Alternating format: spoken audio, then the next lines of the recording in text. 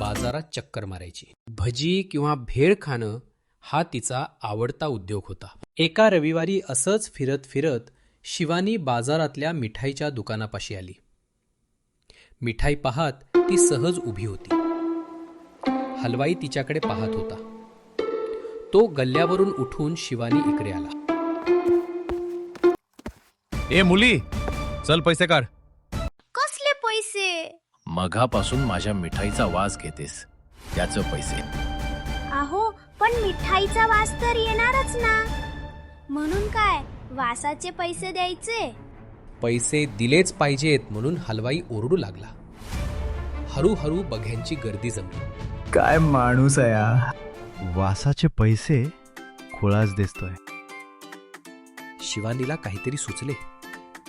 ठीक आहे, थांबा, मी पैसे घेऊन येते, असे म्हणून गर्दीतून वाट काढत ती आईबाबाकडे निघाली.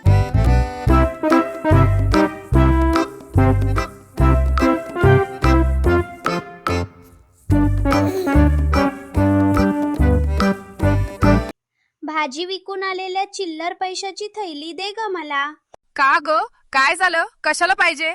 अगं आई, ती एक गंमत आहे, तू पण चल. चिल्लर पैशाची थैली घेऊन दोघी निघाल्या. मिठाईच्या दुकानापाशी गर्दी तशीच होती.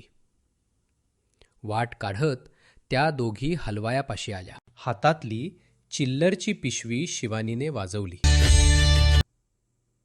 एकदा, दोनदा, तीनदा खुळखुळ आवाज आला. गर्दीतले लोक शांत होऊन ऐकत होते. मिळाले पैसे? कसले पैसे? कुठे मिळाले? अहो, तुमच्याकडून मी काय घेतलं? मिठाईचा वास. मग त्याची किंमत काय असणार? पैशांचा आवाज, बरोबर की नाही? बरोबर, गर्दीतले लोक म्हणाले. आता हलवायचा चेहरा पाहण्यासारखा झाला होता. शिवानी मात्र ऐटीत पैशाची पिशवी घेऊन आईसोबत निघाली. तुम्हाला ही गोष्ट नक्कीच आवडली असेल तर मग लगेच लाईक करा.